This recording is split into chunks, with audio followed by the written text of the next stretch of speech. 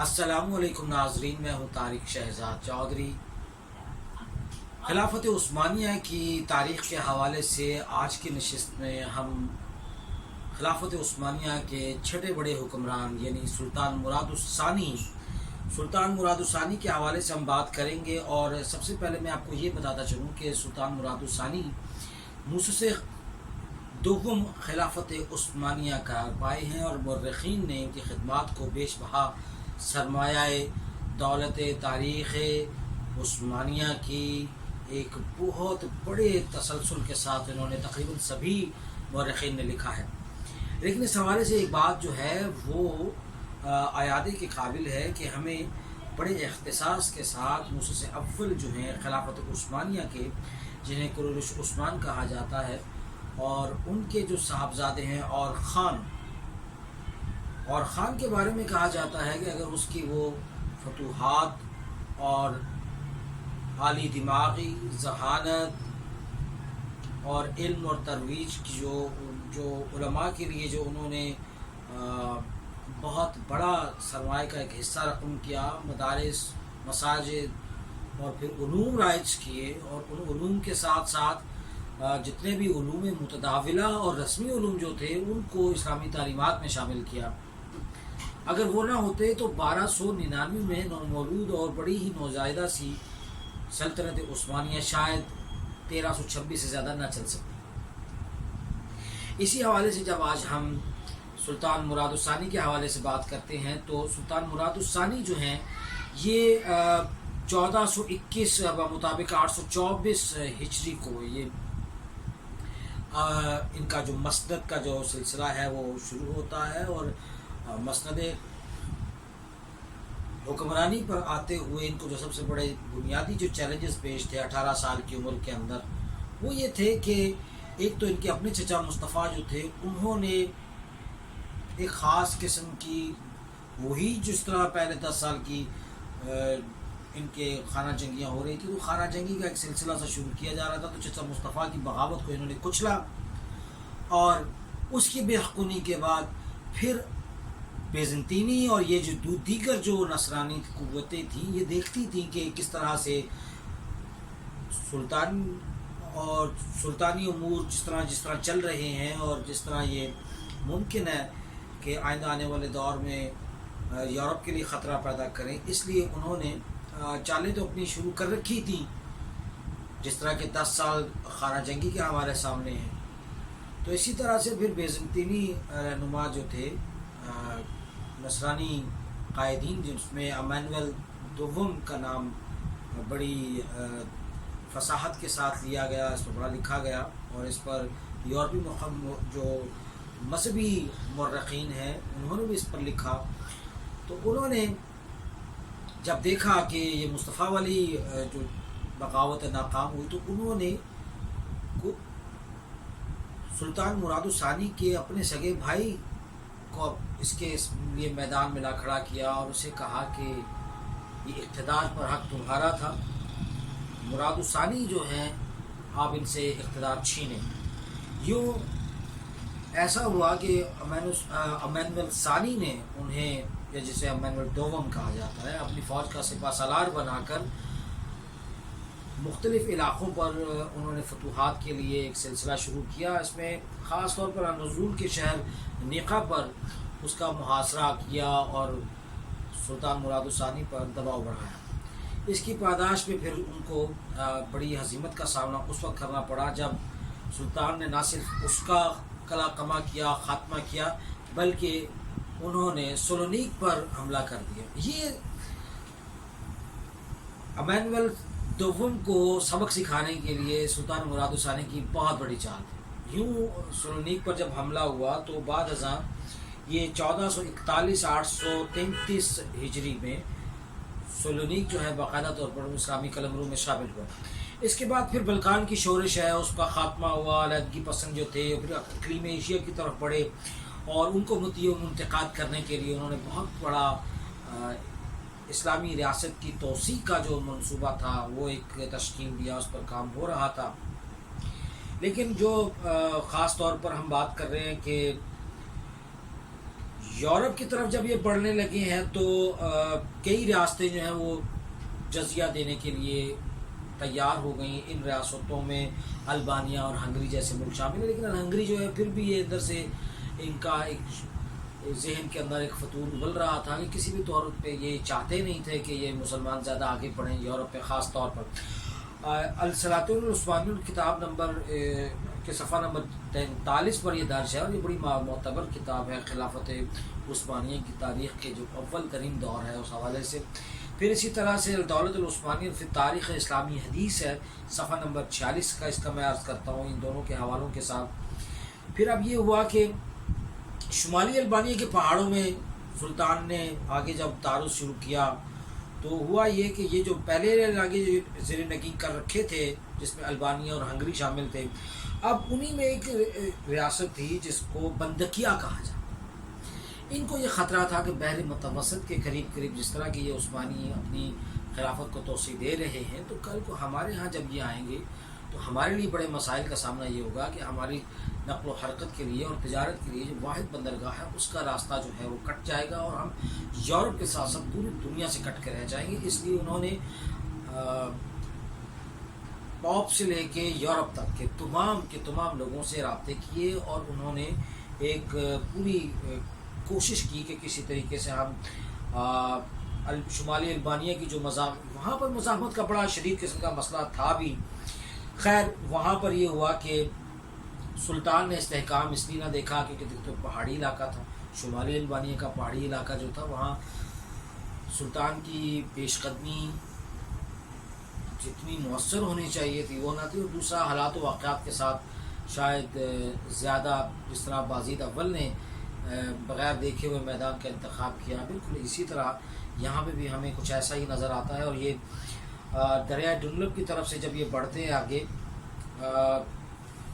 ہمیں یہ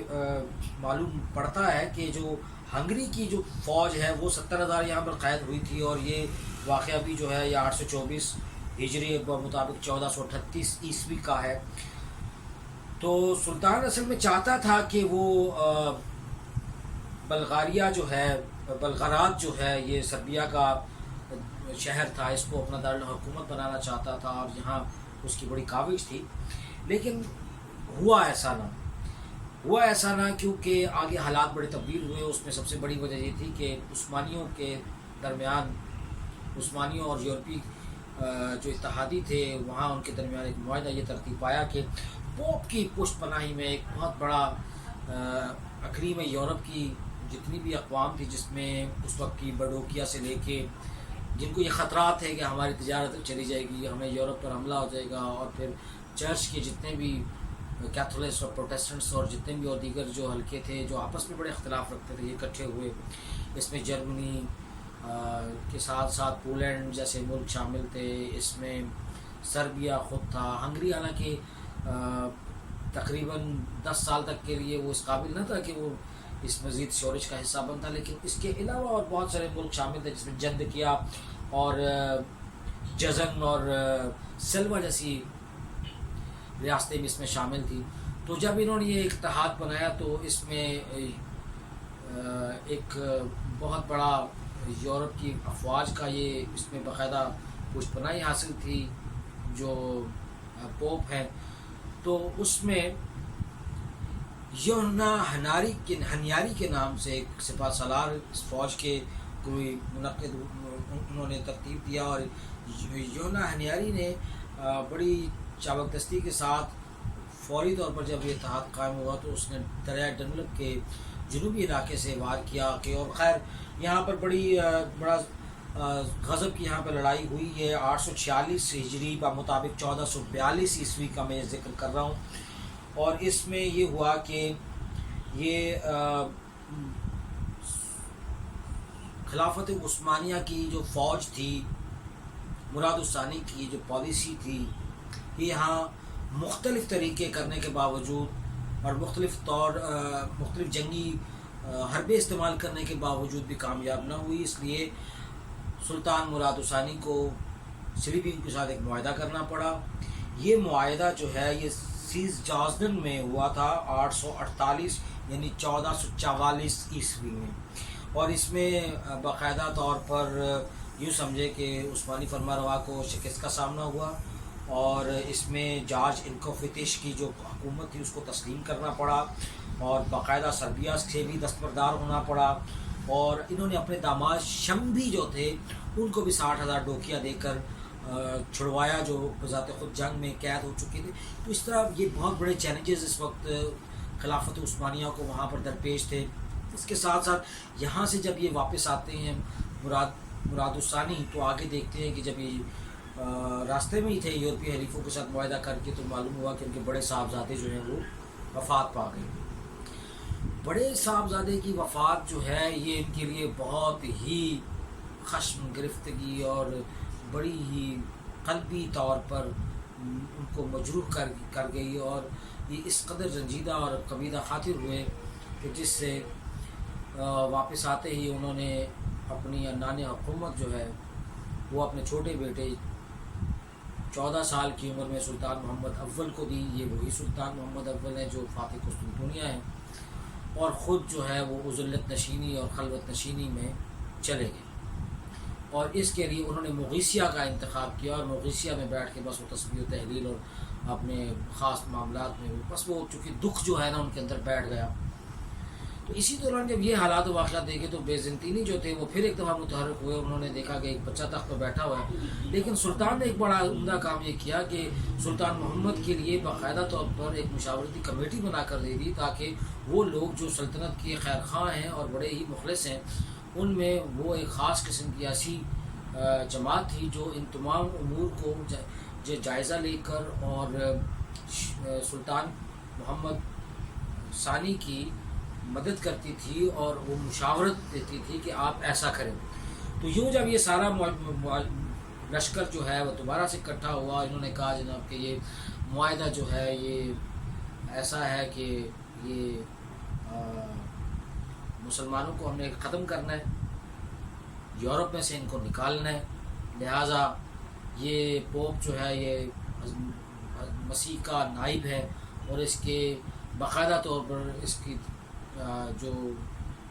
منظوری ہے اس معاہدے میں نہیں ہوئی، اور فلاں فلاں فلاں فلاں، یہ معاہدہ ناقص ہے۔ اس لیے انہوں نے یہ دوبارہ جب سلسلہ شروع کیا کہ اس پر چڑھائی کریں، تو یہ خبر جو ہے وہ ریاست کے وہ خیر خواہ لوگ اور مخلص لوگ انہوں نے فوری طور پر مغیثیہ میں سلطان مراد الثانی کو بھجوائی، اور وہ سرپٹ دوڑے جناب، وہاں سے وہ بھاگے، اور وہ واپس جناب آتے ہوئے انہوں نے 2 کام بڑے مزے کے کیے۔ تو انہوں نے جنوا کے بحری جہاز کے ساتھ معاہدہ کیا کہ وہ ان کے 40,000 فوجی یورپ لے کے جائے گا، اور فی ایک فوجی کے عوض ان کو 1 دینار ملے گا۔ تو یہ اینڈریا نوبل پہنچنا تھا۔ اینڈریا نوبل کے حوالے سے بھی عرض کرتا چلوں کہ یہ اینڈریا نوبل پہلے دارالخلافہ تھا سلطنت عثمانیہ کا، یہ نمازیوں کا شہر بڑا مشہور تھا، اور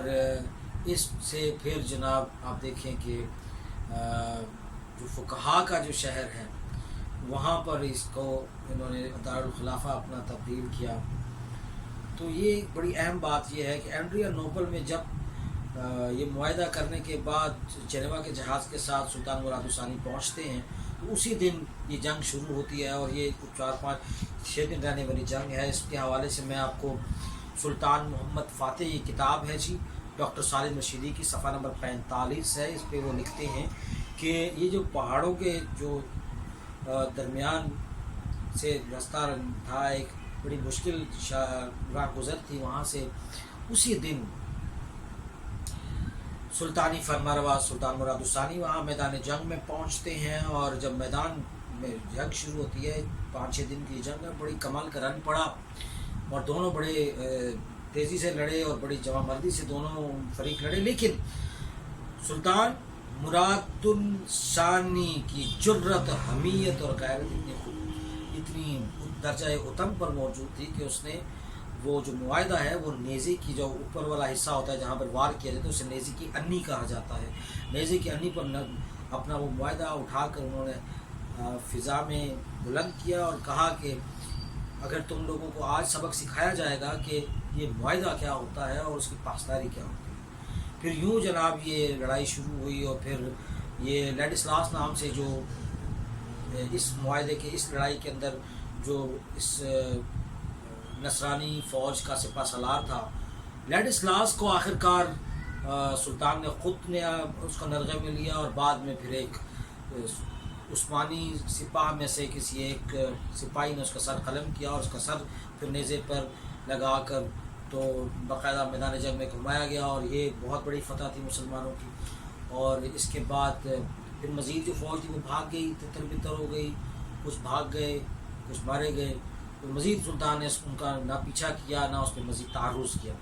سلطان محمد فاتح کی یہ کتاب ہے محمد فاتح کے نام سے، ڈاکٹر عبدالعزیز ہیں، صفحہ نمبر 22 پہ لکھتے ہیں کہ تلوار زنی اور تیر افغنی کے ایسے مطلب وار چلے کہ جس کے لیے ہمارے پاس مثال نہیں، اور جس طرح سے جس دیدہ دلیری سے اور جتنی طرف کہتے ہیں کہ سامنے سے آ کے سربراہ کا، لیڈر کا باقاعدہ خود آ کر لڑنا، اس کی بہت بڑی مثال ہے۔ مسلمانوں کا دینی جذبہ بڑا کمال تھا۔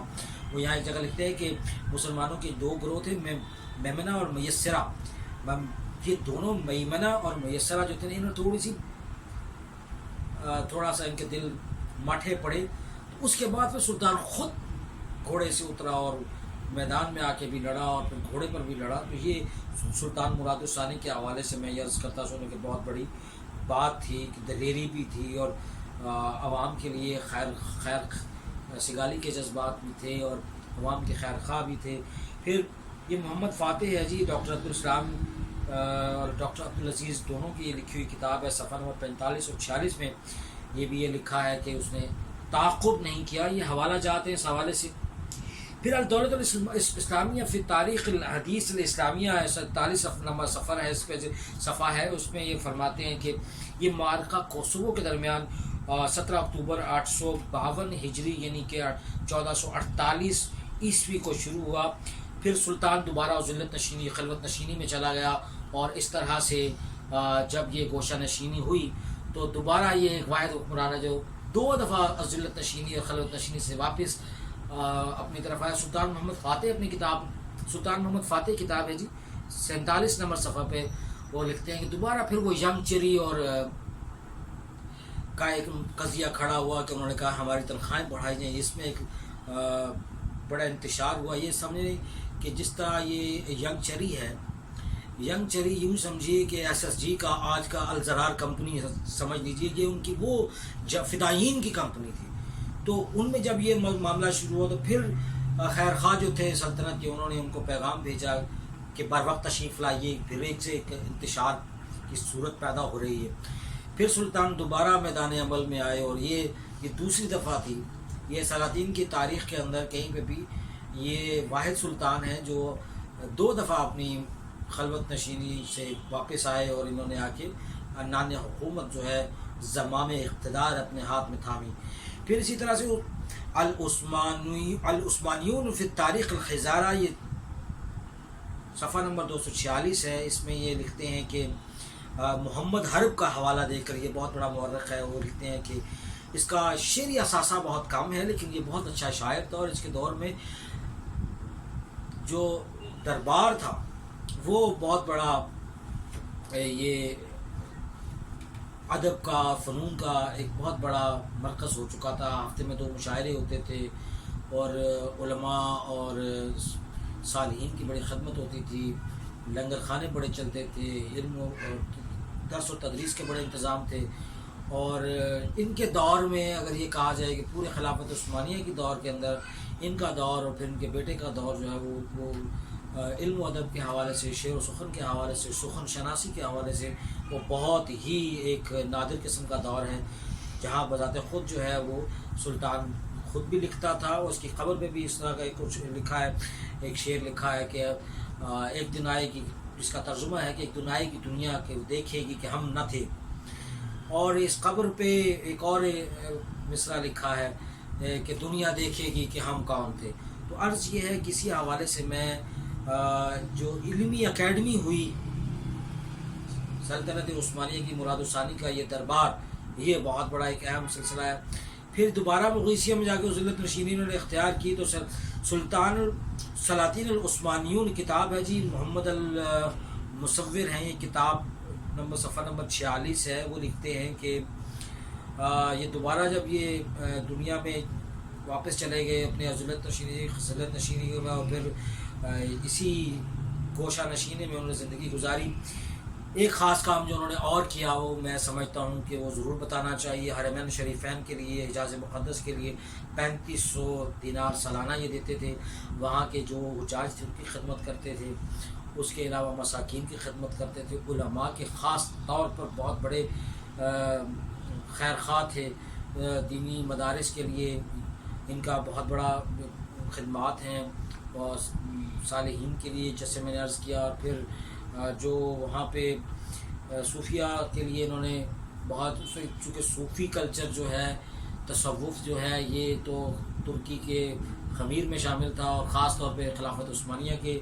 خمیر میں شامل تھا. کوئی نہ کوئی ایک اللہ کا ولی ان کے ساتھ جڑا رہا. تو پھر یہ دیکھتے ہیں ہم کہ انہوں نے بہت سارا جو علمی کام ہے وہ ان کے، یوسف اصاف جو ہے یہ بہت اچھے تاریخ سلاطین العثمانیہ اور آل عثمان کے مورخ ہیں. ایک ان کی کتاب ہے تاریخ السلاطین آل عثمان.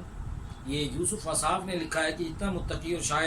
شائق حکمران جو ہے نا، یہ دو چیزیں بڑی کم سلاطین کے دور میں دیکھی گئی. ایون یہاں تک کہ وہ جو انگریز حکمران، یہ تاریخ ہے جو یورپ کی، اس میں بھی کچھ ایسی مثالیں نہیں ملتی. پھر النجوم الظواہر کے مصنف ہیں جمال الدین ابی محاسن، وہ لکھتے ہیں کہ ان کا جو ادبی اثاثہ ہے اتنا لاسانی ہے کہ کمال ہے. 47 برس کی ان کی عمر رہی، اور انہوں نے بڑے دلیرانہ کام کیے. وصیت انہوں نے جو کی اپنے بیٹے کو، اس میں دو چیزیں تھیں. سلطان محمد ثانی کو جو انہوں نے وصیت کی اس میں دو چیزیں تھیں کہ ایک تو میری جو ہے نا وہ قبر جو ہے وہ مقبرہ نہ بنانا. اینڈریا نوپل میں ان کا وہ جو محل تھا اس کے ساتھ یہ 3 منزلہ مسجد ان کی بڑی مشہور ہے. اس کے ساتھ پھر یہ ان کا محل ہے، اس میں انہوں نے کہا کہ میری قبر کے ارد گرد بچے جو ہے نا پڑھنے والے بٹھائیں جو قرآن پاک کی تلاوت کرتے ہیں. پھر وہی انہی کی وصیت کے مطابق ویسا ہی کیا گیا، اور ان کے اینڈریا نوپل کے محل میں ان کی رحلت ہوئی، اور وہیں پر وہ سارا سلسلہ جو ہے، یعنی وہ 3 منزلہ جو مسجد ہے اور اس کے ساتھ ایک مدرسہ، پھر ایک تکیہ ہے جہاں فقیر غریب اور مساکین جو ہیں وہ کھانا کھاتے ہیں، اور وہ آج بھی قائم ہے. اگر آپ کا ترکی جانا ہو تو آپ ضرور دیکھیے. پھر اسی طرح سے مدارس اور جامعات اور پل تعمیر کیے انہوں نے. اور یہ جو میں یہ سمجھتا ہوں کہ جو مساکین کی جو خدمت کی ہے انہوں نے، اور جو دیدہ دلیری تھی، اور جو سلطنت عثمانیہ کی سرحدوں کی توسیع جو تھی، اس حوالے سے مجھے اقبال کا وہ شعر یاد آ رہا ہے کہ محفل کون و مقام صبح و شام پھرے،